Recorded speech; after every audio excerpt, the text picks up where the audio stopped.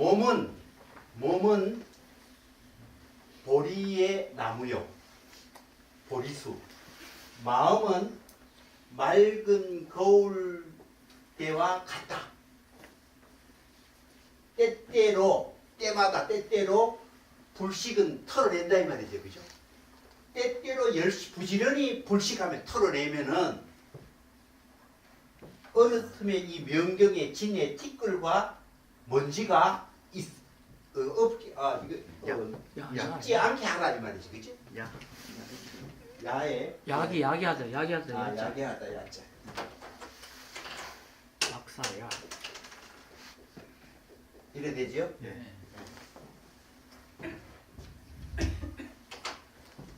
이거 여기는 이 시에 완전히 지금 반대 명제를 써요.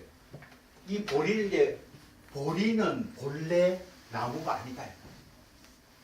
또 명경 이야기하니까 명경 또한 무슨 대가 있는 것도 아니다. 그 다음에 때때로 그은 불식이 있는데 불성은 항상 맑고 깨끗하니까 어디에 먼지와 티끌이 있으랴 닦을 필요도 없다 이 말이에요. 이 두 시의 차이, 다시 말하면 선의 역사에서 기본적으로 생각하는 것은 신수의 기본적 패러다임이에요. 이것이 중국 선으로 진짜 획기적으로 넘어가는 게 이 해능의 소위 오도송이죠. 깨달음이 이 겐데, 자 여기서 일단 시 얘기를 떠나서 여기서 지금 중요한 용어를 한번 살펴볼 필요가 있어요. 그 용어는 첫째, 우리가 중국선이 이다음부터 계속 반복되는 얘기가 뭐냐면은 본래, 본자 써요. 네? 여기도 보리, 본, 무수, 본래, 요 본자를 쓰는 거예요. 본. 그 다음에 자성이라는 말 써요. 그리고 여기에서 중요한 건 보리라는 말 나오죠, 그죠? 보리. 불교에서 보리 얼마나 많이 써요. 그 다음에 또 명경. 이 지금 모든 얘기의 타켓이 어디에 있어요? 우리의 마음이에요. 즉 마음이 어떤 모양을 갖고 있고 어떤 역할을 하고 어떻게 되느냐라는 얘기를 전부 선불교는 그 얘기예요. 마음의 역할, 마음의 뭐 특징, 마음의 방향성 뭐 이런 걸 다 얘기하는 거예요. 자, 그런데 여기서 제일 우리가 좀 이게 번역에 나는 참 심각한 문제가 있다라는 생각이 있는데, 일단 보리가 무슨 뜻이에요? 우리 보리라는 말 쓰는 거잖아. 보리. 불교에서 보리. 어떻게 번역하나요? 대부분이? 지혜. 또 진리. 깨달음. 그러니까 정확하게 말해. 깨달음이. 보리는 깨달음으로 번역해야 돼요. 왜냐하면 부트를 보리라고 하는데 발음상. 그 부트는 그 지혜라는 말이 물론 중국어로 이렇게 또 그 하면 틀린 말은 아니지만 우리가 이제 부트하 그잖아요. 불성, 불. 그런데 여기에 보리라는 말이나 불이라는 말이나 그렇게 차이 없어요. 그러니까 깨달음이라는 것, 즉 마음 자체가 우리 지금 인류가 수많은 연구를 다 하잖아요. 이 우주가 어떻게 생겼냐, 지구가 어떻게 생겼냐, 바람이 어떻게 되냐, 해류는 어떻게 생기냐, 기상관측은 어떻게 했냐, 물질은 어떻게 되냐, 생명체는 어떻게 생겨먹느냐, 온갖 것 연구를 다 해요. 근데 마음에 대해서는 마음을 연구하는 최근의 방법은 뇌에서 일어나는 정보 처리의 생물학적, 생화학적 변화, 지금 어느 부분에서 어떻게 활성화되냐 이거예요. 마음 자체는 매일 우리가 아까 그랬잖아요. 이거는 여러분이 과학적으로 이해하든 안 하든 살아있는 모든 사람이 마음을 계속 사용하고 있어요. 순간마다 어느 누구든지 주인이 돼서 마음을 다 사용할 때 정작 우리가 마음이 뭔지 몰라요. 마음이 뭔지 몰라요. 기껏하면은 마음이 어느 육체 부위 속에서 어떤 이 과학적인 변화를 일으키는 그 현상을 현미를 들어보는가 물질적 반응 거나 과학적 탐구로 마음을 일단 그런 거예요. 물질의 기초 위에서 피지컬하게 관찰 가능한 영역에서 이해하려고 그래요. 그 다음에 또 하나는 뭐냐? 마음의 연구를 많이 했죠. 철학에서 했고 그 다음에 근대 오면서 심리학에서 했어요. 근데 심리학은 어떻게 하나요? 심리학은 마음 자체에 대해서 연구하는 게 아니에요. 마음이 일단 정상적인 보통 사람들의 행동은 마음 자체는 뭔지 모르지만 마음에서 문제가 불거져 인간관계의 삶이나 개인의 문제가 있을 때 이게 왜 일어나지? 아 이거는 이렇게 하니까 좀 나아지구나. 마음 자체에 대한 규명을 할 수가 없어요. 보이지도 않고 다 다르고 철학에서는 했어요. 철학에서 했는데 주로 어떻게 했냐? 철학은 언어를 가지고 했어요. 결국 언어라는 수단으로 해서 사유를 통해서 마음을 점검해 나갔죠.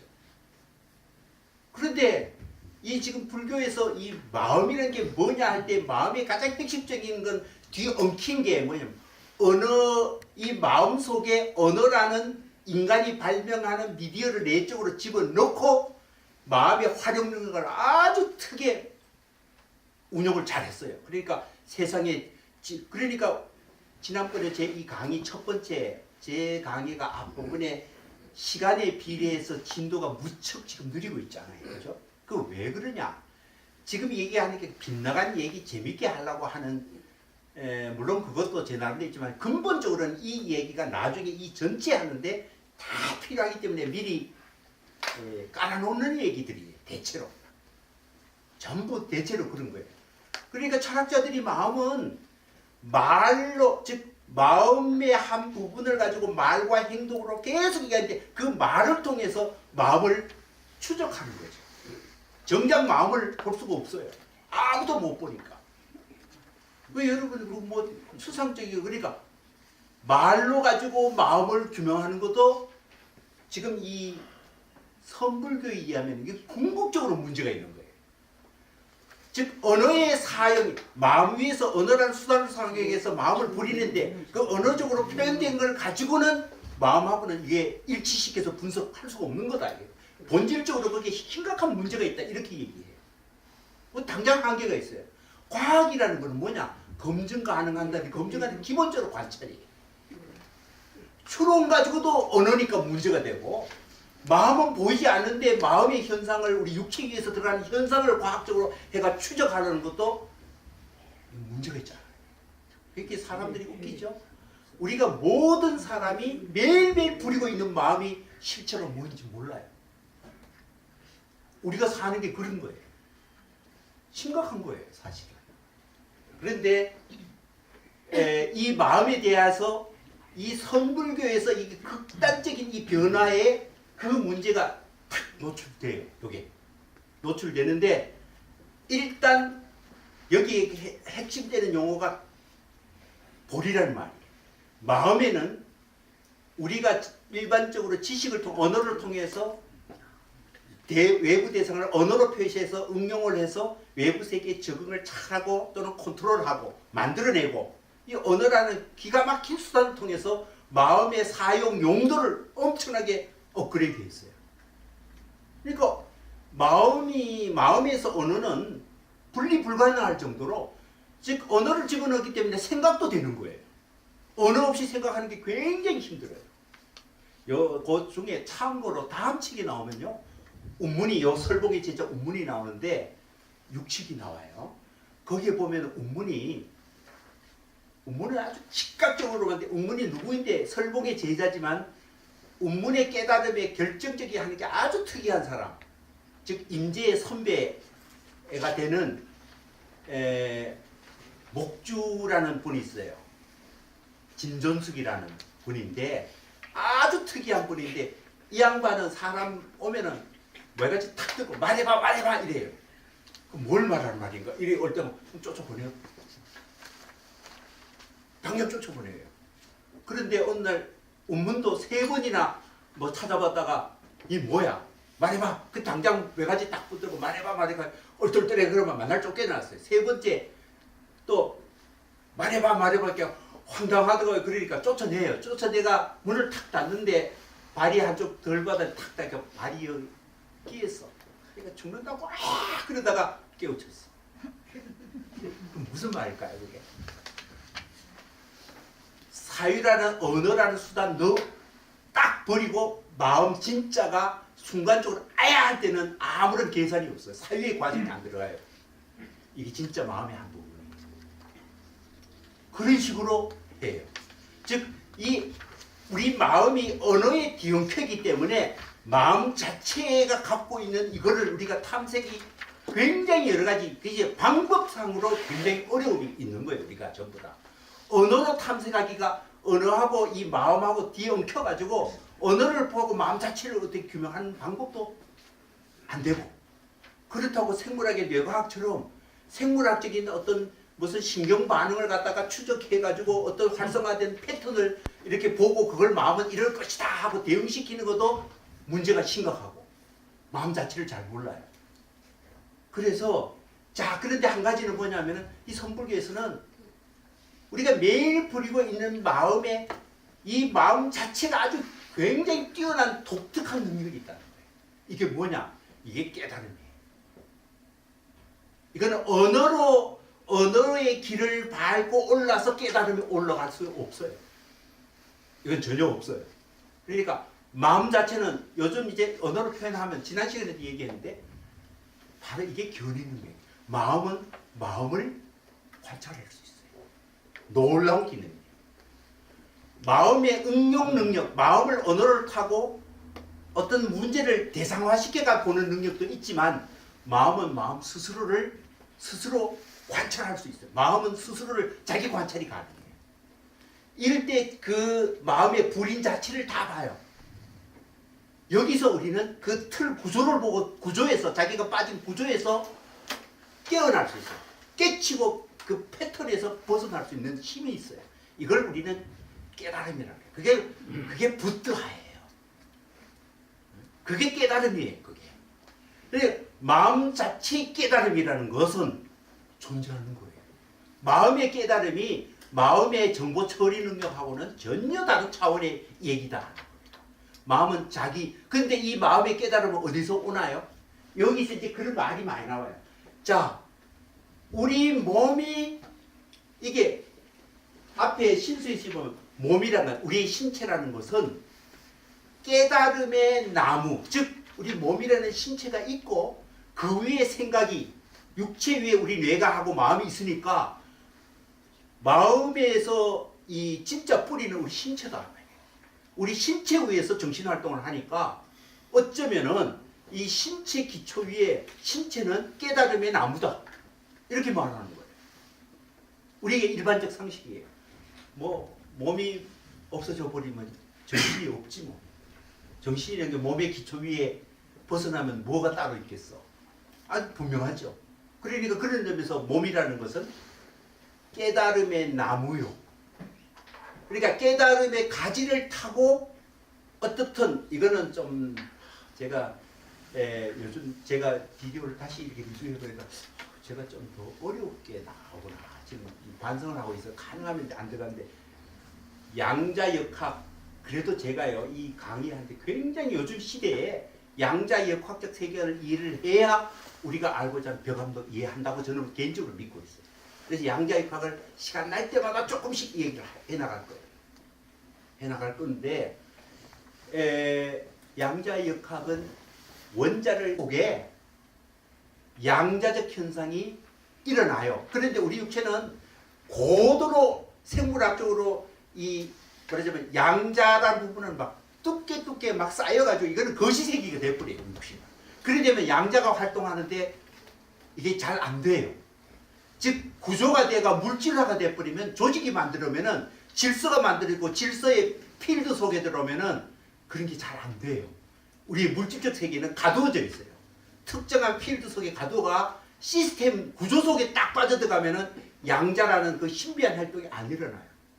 그런데 마음은 안 그래요. 여러분 이래서 제가 그냥 이게 과학적으로 물론 제 논리가 과학적으로 입증된 게 아니지만 여러 가지 추론적인 것. 첫째는 양자역학이 우리가 근대 물리학적 보면 신비한 세계고 이건 이해할 수 없는 세계예요.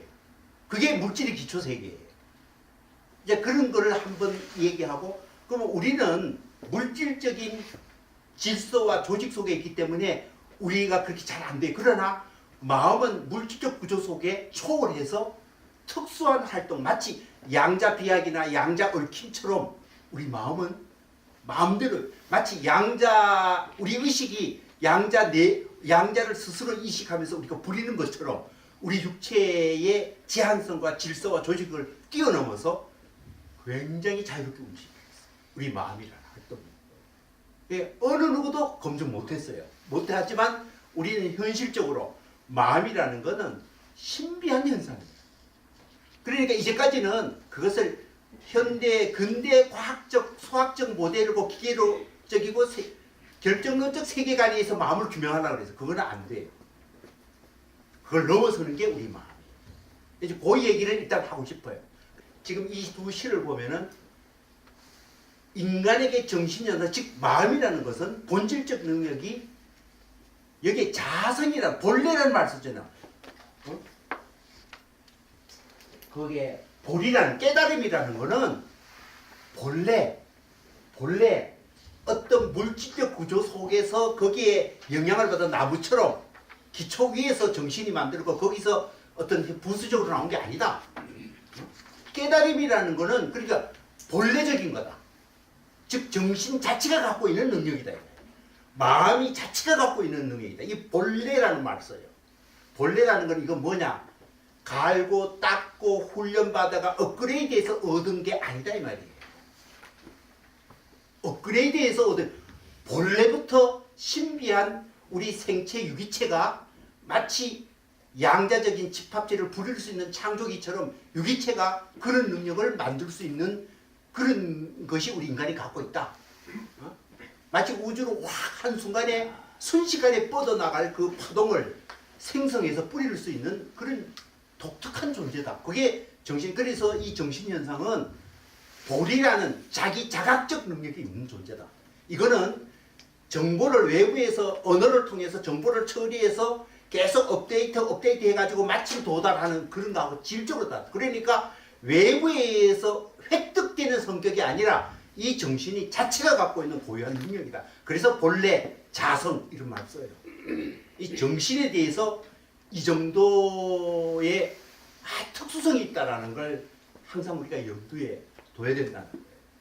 그 다음에 여기서는 두 번째로 자 오늘 보리 얘기했고 보리 깨달음이 있고 그 다음에 본래라는 얘기 본래 또는 자성 이게 육조 해능에서 굉장히 강조된 얘기예요. 그 전 단계는 없어요. 정신 우리 인간의 정신 자체의 본래적인 역량 언어를 통해가 우리가 사물을 받아가 이해하고 학습을 하고 이렇게 업그레이드 하는 거하고 차원이 다른 깨달음이라는 본래적 기능이 정신에게 있다. 요 점이 굉장히 중요합니다. 이거는 마치 양자현상이라는 것을 우리가 의도적으로 창출할 수 있는 그러니까 먼 시간에 어떤 같이 공유될 수 있지 외부적으로 뻗어나가 우리 주파수를 내 팔을 뻗어가 어떤 사람에게 전달할 수 있는 힘 공명을 일으킬 힘 그것이 우리에게 있다. 이 정신능력. 이 본래적인 거다. 학습하고 전혀 관계없다. 경험하고 아무 관계가 없다. 여기에 대해서 획기적인 어떤 얘기가 육조 해능으로 넘어가면서 여기는요. 아까 제일 끈 게 뒤에 때때로 열심히 부지런에 따라서 마음을 닦자. 수행을 통해서 깨달음이 어려진다 이 말이거든요. 그러니까 해능은 정신 자체가 갖고 있는 능력은 우리가 훈련해서 학습대가 없는 능력하고는 전혀 차원이 다른 거다. 이게 굉장히 중요한 겁니다. 이거 굉장히 중요한 거예요. 그러니까 정신이라는 게 언어, 학습, 훈련, 경험 이것이 축적돼가 어느 날 비약계가 다 올라가는 거 아니다. 이거는 어제 6조로 넘어갔는데 굉장히 이 얘기는 그래서 본래 청정하다. 근데 여기 비유는 뭐냐면은 명경이라는 거 썼잖아요. 마음의 또 다른 중요한 거는 미륵. 거울과 같아. 마음의 중요한 기능을 거울이라는 데 비유를 합니다. 그래서 저는 이거에 대해서 굉장히 감동을 했는데 요즘은 여기에 대해서 조금 다시 한번 깊이 생각해 봐야 될 문제다. 여러분 장자라는 책의 마지막 편에 뭐가 나오냐면은 장자 책 마지막 편이 무슨 편이에요? 네 편에 네 편에 마지막 응제왕. 그 응제왕의 응은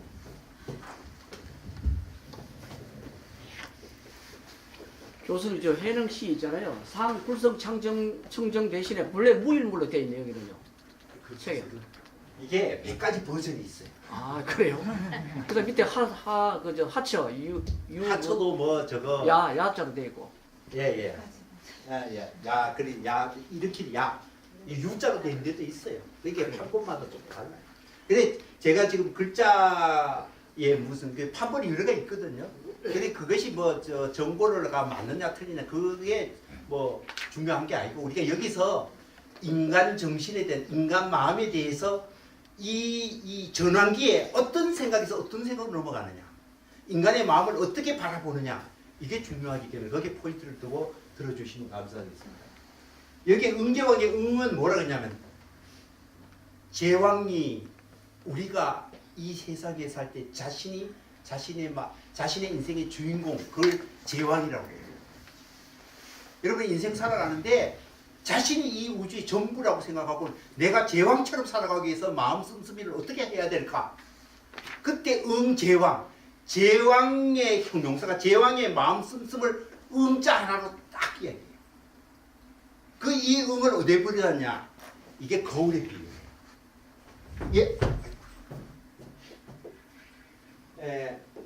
거기에 뭐냐면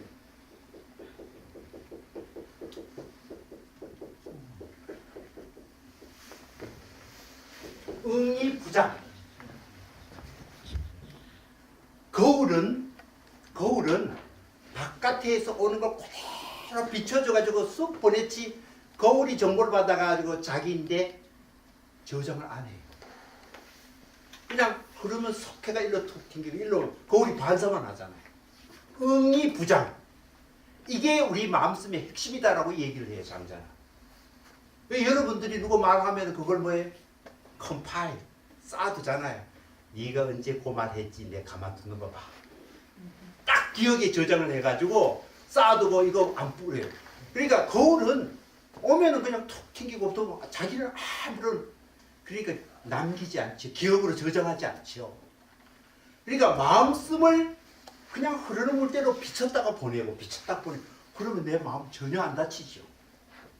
이게 이제 장자가 우리 마음 부림에 응자를 쓴 이유예요. 그때 거울 비유하죠. 그러니까 이게 굉장히 그런데 여기에서 지금 신수 스님은 우리의 마음은 거울과 같아서 모든 게 쏙 다 들어온단 말이에요. 이 거울의 영향이 되게 뛰어나요. 조그맣게 보면 조그만한 것도 깊이 보고 한눈에 밤하늘에 보이는 전 우주가 한 거울에 쏙 들어와요. 이 마음의 거울은 영향이 360도 회전하고 시공 초월하고 기가 막혀요. 다 받아들이 마음의 거울이라는 건. 그리고 오늘날 그 인간의 학습에서 제일 중요한 게 뭐냐 하면은 남이 하는 걸 모방하는 행동이거든요. 모방이 하면 내가 업그레이드. 남이 하는 딱 보면 내가 그 과정에 학습 없이 결론만 딱 모방하면 나는 그 오류를 반복할 수 없어요. 안 해도 돼. 그래서 우리 인간이 원숭이가 모방 잘하잖아요. 우리 인간이 또 어떤 걸 남이 했는 거 딱 걔가 남의 학습 결과 보고 나도 그대로 하면 돼요. 그러니까 학습의 능력이 또 이 모방 능력이 굉장히 중요하잖아요. 그래서 이 생물학자들은 또 우리 안에 미러 세포가 있다. 거울 세포가 있다는 걸 증명해요 또. 그러니까 우리 인간이 영향이 있다. 세포로서도 미러 세력이 있어요. 지금 우리 거울 것처럼 세포 자체가 탁 반영해가지고 세이브해요 또. 문제는 이게 이제 거울인데 여러분 거울은 특징이 뭐예요? 거울은 외부 우전적이에요. 그렇죠? 바깥에 오는 정보를 지난번에 제가 마음을 마지막 그 수업에서 뭔 얘기를 했냐면은 우리 인간의 마음이 굉장히 뛰어난 거는 우주에 있는 게 각가지 그게 파동으로 이렇게 절로면 우리가 다 리시버가 돼 있어요. 물론 우리 육체에 잘 못 봤던 게 있어요. 예를 들면은 냄새 같은 거 개 코만큼 안 되잖아요. 그 정보는 우리가 처리 잘 안 돼. 소리도 아주 뭐 20 헬츠 또는 2만 헬츠 사이가 우리 가청범위거든요. 그보다 더 고첩하나 더 낮으면 우리 귀에 안 들려요. 그러면 우리가 리시버가 안 되잖아요. 우리는 한계가 있어요. 그러니까 그런데 어떻든 이거는 육체에서 오는 리시버의 한계예요. 근데 마음은요, 그보다 더 컵에서 넓어요. 그러니까 그걸 이전에가 들으면 마음은 모든 게 리시버로서 우주의 정보를 억셉트 해가지고 처리하는데 기가 막힌 게 인간이에요. 근데 인간은 그런 점에서 세이브 안 하고 그냥 툭 튕겨내고 온갖 것 다 받아들이는 점에서 인간은 위대하죠. 근데 저는 그때 인간의 위대성은 단순히 리시버, 정보 수신기로서의 수신과 그냥 1차적 리프렉션, 반응 능력으로서만 뛰어난 거, 그거 가지고는 인간이라는 그 중요성의 의미에 진짜 그건 3분의 1도 안 되는 거다. 진짜 더 중요한 건 뭐예요? 우주에 없는 새로운 정보를 새롭게 인체가 새롭게 만들어가 재편집해서 우주로 뿌릴 수 있는 정보 우주파 생성기예요. 그러니까 여기에 거울처럼 받아들이가 리프렉션만 하는 것이 전부가 아니에요. 우리가 잘 흐름을 타고 갈 수는 있어요. 그렇지만은 인간이 진짜 우주에서 기가 막힌 거는, 그런데 거기에 왜 정보를 재편집하기 위해서는 어떤 정보냐? 보통 정보를 우리가 경험하고 학습하고 보면 이게 잊어버리는 게 있지만 세이브 하잖아요. 저장을 한단 말이에요. 응이 부장하는 게 아니고 응하면서도 뭐라 그럴까, 짱박아 놓는단 말이에요. 이놈 기억으로 했다가 끄집어내서 그걸 가지고 재편집하잖아요. 그죠? 그러니까 재편집하니까 이게 마음의 능력을 이상하게 굴곡시키고 왜소하게 이상하게 처리를 하지만 한편으로는 그것을 깨달은 마음에서는 그게 중요한 자료가 돼서 창조적인 깨달음의 어떤 정신 능력 속에 그 정보가 중요한 소스가 돼서 멋진 정보로 재처리할 수 있어요. 그런 점에서 부장이 만사형통이다, 제일 좋다, 이래 보는 건 조금은 무리가 있다. 우리가 마음을 안 다칠 때는 이게 좋아요. 그냥 안 다치고 가지만은 우리가 깨달은 마음에 있어서는 좀 다르다 하는 거. 그걸 이제 말씀드리고 싶어요. 그러니까 어떻든 저는 우리 육체를 갖고 있는 인간이 마음을 사용하는데 대체로 그거는 언어를 통해서 외부 정보를 효과적으로 처리하는 기능은 뛰어나요. 근데 그 마음의 기능을 거기에 제한하지 마라. 마음 자체는 그거하고 전혀 다르게 타고나면서 갖고 있는 본질적 능력이 깨달음의 능력이다. 그게 불성이죠. 그래서 나중에 열애장 사상이라고 인간이 다 불성이 있다 이 얘기하는 거예요. 누구든지 다 갖고 있다는 거예요. 그러니까 보통은 육체의 제한, 경험의 제한, 정보 처리의 제한, 뭔 구조 속의 제한, 이런 것 때문에 그걸 마음이 갖고 있는 본래적 기능을 깨어나지 못하니까 문제가 생기지, 그 있다는 거예요. 이거를 선불교에 대해서는 굉장히 중요해요. 그래서 거기에 가장 적대적인 행위가 뭐예요? 언어라는 거예요. 언어가 그 깨어남을 가장 방해한다. 그러니까 언어로 정보 처리하는 속에 깨어남하고 전혀 관계없이 엉뚱한 방향으로 마음 처리 기능을 끌고 간다는 거예요. 그러니까 머뭇거리거나 이게 뭘 생각하거나 감각적 경험을 처리하거나 이래 되면은 깨닫는 것하고 아무 관계가 없다는 거예요. 그래서 우리에게는 이 정신 자체가 있는 깨달음의 능력에 눈떠라는 말이에요. 그걸 찾아야 그 다음에 우리가 달라진다는 거예요. 인생이 달라진다는 거예요. 이게 이제 이 칙을 이해하는